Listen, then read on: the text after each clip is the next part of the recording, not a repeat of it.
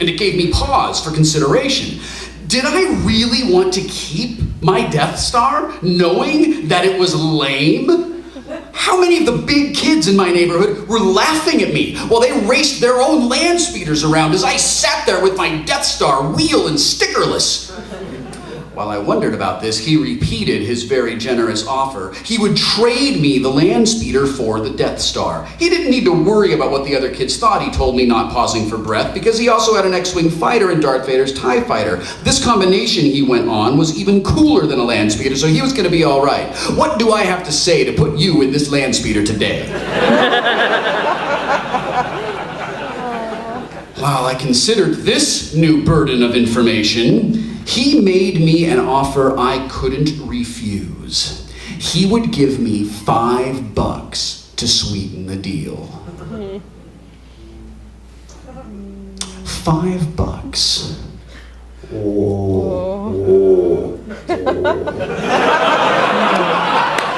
Wheaton, das Dollar speed of $5.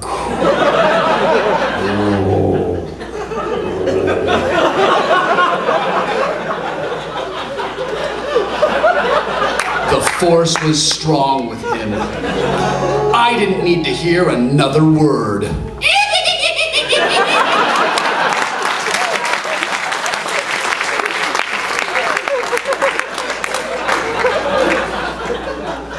I made the trade, willingly handing over the deed to my Death Star without so much as a handshake. He gave me the land speeder, followed by $5 from the front pocket of his Rough Riders. Shortly after that, my parents came out of his house in a thick cloud of smoke and said it was time to go home. After a brief stop on the way to pick up some potato chips and pretzels. Now I know that this seems like a shitty trade, because it was. But at the time, $5 was as good as $1 million. And that land speeder, the land speeder had wheels, man, wheels. With those wheels, I thought, I could ferry 4 of my Star Wars figures all the way across my kitchen floor with just one push. One push was all it would take for Princess Leia and Luke Skywalker to escape the dangerous prison the Empire had built from Tupperware cups and a styrofoam drink cooler in the shadow of my parents' refrigerator.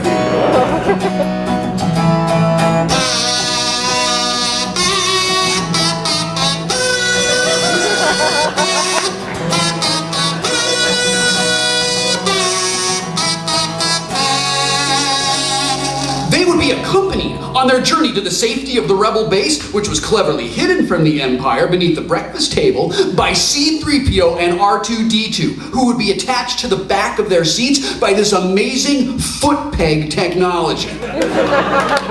This vehicle was all that stood between the Rebel Alliance and victory. I couldn't believe that I had even considered for a moment not trading my lame Death Star for this magnificent chariot.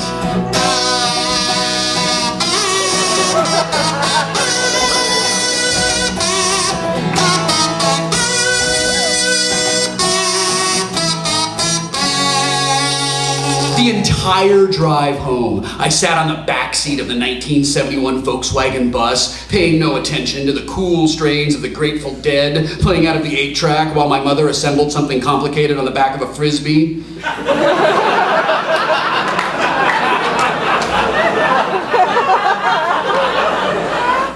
My mother disputes the accuracy of my memory in the retelling of this story. My mind was focused like a laser on the upcoming prison escape and ensuing battle, where I just knew the Empire would enlist the help of G.I. Joe and He-Man, even though he was the wrong scale, because the Empire fights dirty like that. It was a good thing that Luke and his friends had this new land speeder to help get them out of danger. Way to come through for Luke, Wheaton.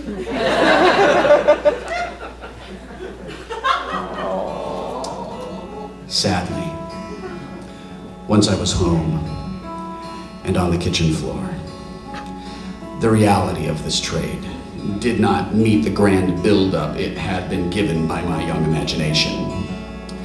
That single push did not send my heroes to quick safety on the other side of the kitchen. It sent them forward about 6 inches and to the left, where they came to an anticlimactic rest against the front of the dishwasher.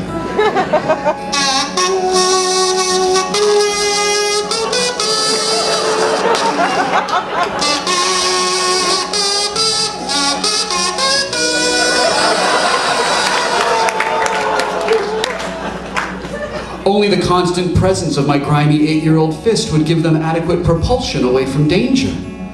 And the foot peg technology was quickly replaced by the more reliable Scotch tape and rubber band technology. The novelty of rolling that land speeder around the floor quickly wore off. And I really missed my Death Star. It had a cool trash compactor monster.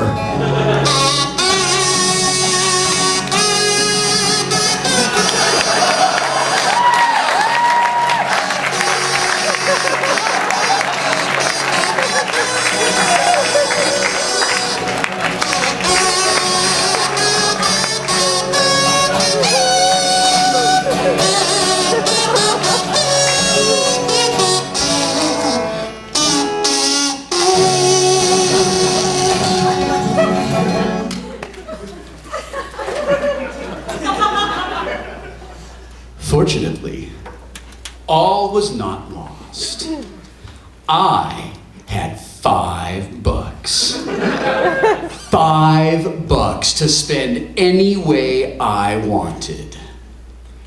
I was rich, man. I was filthy rich. I was filthy, stinking rich. I was like Mr. Drummond.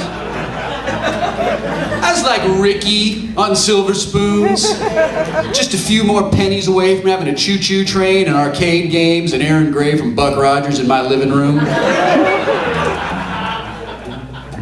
That fabulous wealth, it made me a god among the kids on my block.